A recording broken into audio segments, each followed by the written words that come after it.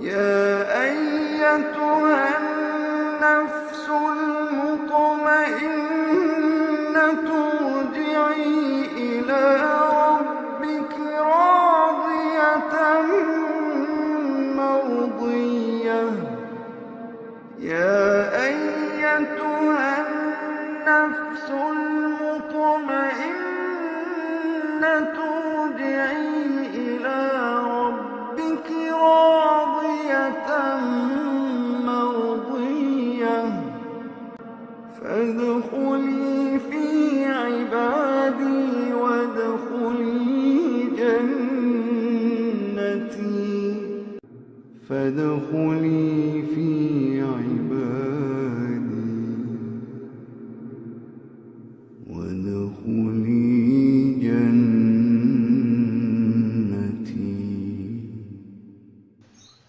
Assalamualaikum warahmatullahi wabarakatuh. Sahabat yang dirahmati Allah, hari ini kita membahas tentang jiwa yang tenang.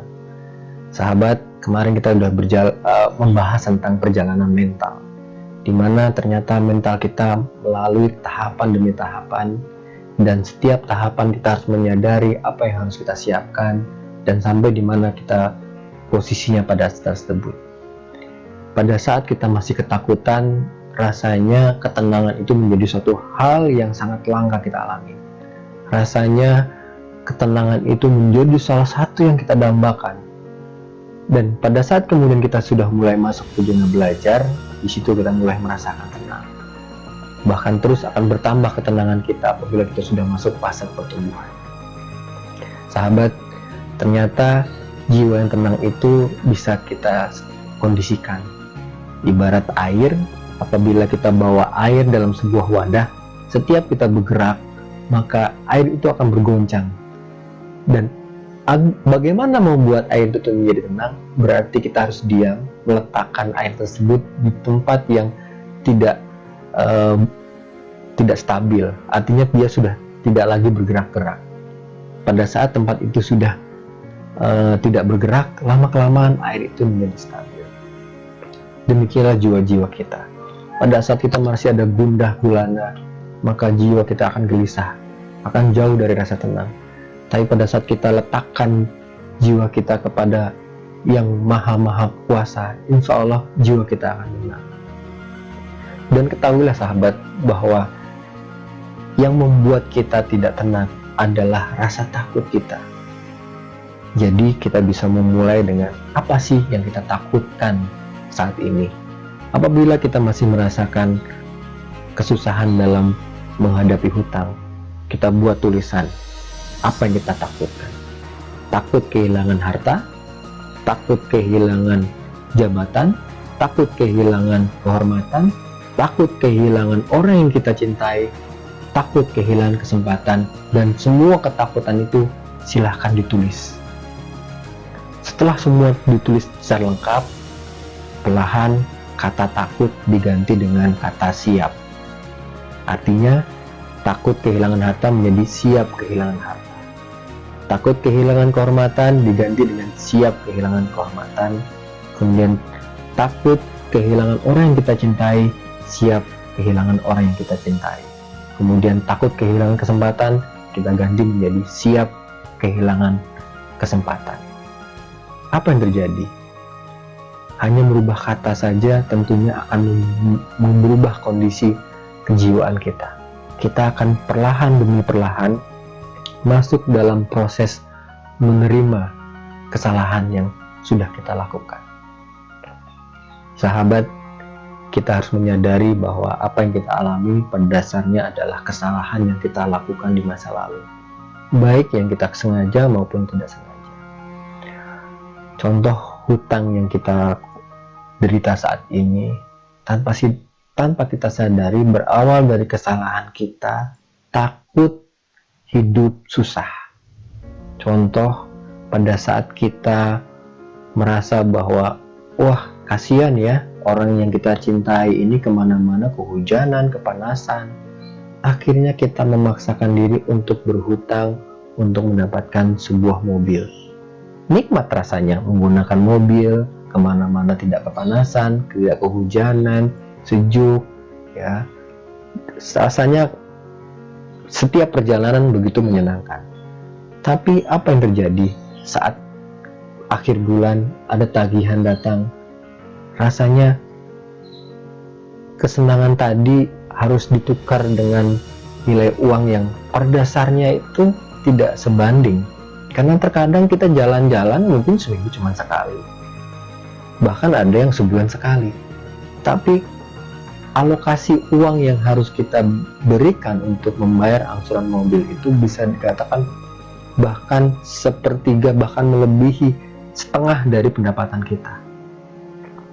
Jadi itu terjadi karena kenapa? Ya karena kita ingin menyenangkan orang yang kita cintai dengan cara yang salah. Terkadang colotehkan anak kita yang, ayah enak ya kalau kita naik mobil, langsung membuat rasa hati kita bergolak untuk segera menghadirkan mobil yang akan menyenangkan orang yang kita cintai. Seharusnya kita bisa memberi pengertian kepada orang yang kita cintai. Pada saat misalnya anak kita ingin merasakan kendaraan, sebenarnya nggak perlu harus mengangsur, nggak perlu harus berhutang. Zaman sekarang tinggal pencet, kita bisa pesan mobil macam apa, kita bisa pesan dari taksi online, bisa ganti-ganti mobil, ya kan? Artinya sama yang kita rasakan. Jadi hal tersebut sebenarnya adalah bagian dari kesalahan pengambil keputusan kita di masa lalu. Untuk itu kita harus tahu bagaimana kita menetralisir jiwa kita agar menjadi tenang. Yang pertama, kita harus menyadari kesalahan itu pernah ada. Kita harus menyadari dosa itu pernah kita lakukan. Meskipun itu kita tidak sengaja, meskipun kita tidak tahu kapan itu, meskipun kita tahu di mana, tapi kesadaran kita akan kesalahan tersebut akhirnya membuka hati kita bahwa nantinya kita akan menerima konsekuensi dari kesalahan tersebut. Jadi pada saat sekarang kita susah mencicil mobil, ya konsekuensinya kita akan kehilangan mobil tersebut. Mobil itu akan diambil oleh yang memberikan pinjaman kepada kita. Mobil itu akan ditarik oleh leasing. Kalau kita sudah siap memberi, kita pun juga nggak perlu harus merasa khawatir, karena memang kita yang salah. Walaupun rasanya kita akan kehilangan uang DP, uang yang sudah diangsur sekian bulan, tapi kembalilah sahabat, bahwa itu tidak sebanding dengan ketenangan yang kita korbankan. Terkadang kita memaksakan untuk mengangsur yang pada dasarnya kita sudah tidak sanggup. Kita menutupi angsuran mobil dengan pinjaman online. Bayangkan, sudah kita susah ngangsur mobil, kemudian kita tambah dengan pinjaman online. Dan ternyata itu nggak cukup sebulan sekali. Pada saat tagihan di bulan yang selanjutnya, kita tutupi juga dengan hutang, ya kan? Hutangnya akan bertambah. Siapapun orang yang kita kenal, kita coba untuk pinjam hutang. Akhirnya semua orang yang kita kenal itu sudah mencibir, bahkan bisa dikatakan sedikit meremehkan kita. Punya mobil nggak sanggup bayar, masih maksa, ya kan? Jadi dari sinilah kita harus menyadari bahwa setiap kesalahan itu harus diterima konsekuensinya. Kita harus relakan kehilangan mobil, apapun yang terjadi. Kemudian, kalau ternyata pinjaman itu tidak ada jaminan, seperti hanya sekarang pinjaman online, tanpa ada jaminan, tanpa ada yang diambil. Tapi teman-teman, sahabat sekalian, ada yang diambil, yaitu harga diri kita.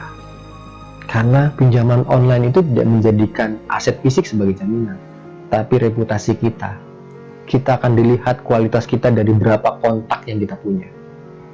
Jadi pada saat kita download aplikasi pinjaman online, maka aplikasi tersebut akan melihat kualitas kontak yang ada dalam handphone kita. Pada saat handphone kita kontaknya cuma sedikit, buat mereka kita tidak masuk kualifikasi yang layak untuk diberi pinjaman. Tapi pada saat kontak kita banyak, masuk kategori yang layak diberikan pinjaman. Tapi tanpa sadar kita memberikan akses kepada pinjaman online tersebut untuk mengambil data kontak yang ada dalam handphone kita. Karena kalau kita tidak berikan akses, tentunya aplikasi tidak bisa berhasil download. Jadi pada saat itu sebenarnya kita harus siap kehilangan harga diri kita. Pada saat orang-orang yang ada di handphone, nomor kontaknya ada di handphone kita, dihubungi, dikontak, memberitahu bahwa kita punya hutang yang kita tidak sanggup bayar. Tentunya kita bisa memberi penjelasan kepada orang-orang yang tadi dikontak, dan kalaupun mereka tidak paham, ya itu adalah konsekuensi kita. Jadi sahabat, kehilangan harga diri karena kita melakukan pinjaman yang tanpa ada jaminan tersebut, ya tidak mungkin kita paksakan untuk kita pertahankan. Karena bagaimanapun saat kita memaksakan sesuatu yang pada dasarnya sudah tidak layak kita pertahankan, yang terjadi kita akan memaksa, kita akan berupaya melakukan suatu hal yang itu akan menambah kesalahan kita lagi, menambah kegalauan kita lagi. Jadi setiap yang kita miliki pada dasarnya akan kehilangan. Jadi marilah kita kurangi beban jiwa kita, mari kita kurangi risiko-risiko yang membuat hati kita tidak tenang dengan jangan takut kehilangan. Kita lebih takut kehilangan Allah. Kita harus takut pada saat kita tidak diberi kesempatan oleh Allah untuk bertaubat. Yang terjadi, hati kita menjadi tidak tenang. Yang terjadi, kita tidak merasakan lagi nikmatnya iman. Kita tidak bisa lagi merasakan nikmatnya beribadah kepada Allah SWT. Sahabat, setelah kita menyadari, kemudian kita menerima, kita juga harus tahu konsekuensinya. Artinya, pada saat kita kehilangan, berarti kita harus merelakan itu, mengikhlaskan itu. Tidak ada gunanya kita meratapi, tidak ada gunanya kita menyesali. Kita hanya bisa berpasrah kepada Allah. Inna lillahi wa inna ilaihi raji'un. Semua yang datang dari Allah akan kembali kepada Allah. Jadi pada dasarnya apa yang kita miliki itu tidak sepenuhnya hak kita. Setelah kita tahu konsekuensinya, kita akan bisa menjalankan semua aktivitas kita menjadi lebih tenang. Karena pada dasarnya apa yang kita perjuangkan tersebut akan menghadapi sebuah ujian, menghadapi proses beradaptasi. Jadi sahabat, rasa tenang, jiwa yang tenang adalah buah dari apa yang kita lakukan. Kalau kita ingin merasakan buah tersebut, tentunya kita harus menjaga agar buah tersebut terhindar dari hal-hal yang merusak. Kita harus bisa tahu apa hal-hal yang bisa merusak jiwa-jiwa yang tenang ini. Kembali lagi, bagaimana kita bisa meningkatkan keibadan kita pada Allah. Hal yang sederhana, memperbanyak zikir, meningkatkan kualitas sholat kita, bagaimana kita memperbaiki waktu-waktu kita mendekat kepada Allah.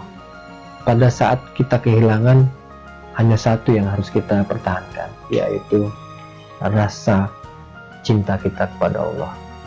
Karena bagaimanapun, jangan sampai kita mengorbankan keimanan kita kepada Allah hanya untuk sesuatu yang pada dasarnya itu tidak akan kekal. Sahabat, jiwa yang tenang adalah cita-cita kita, karena kita akan kembali kepada Allah dengan jiwa yang tenang.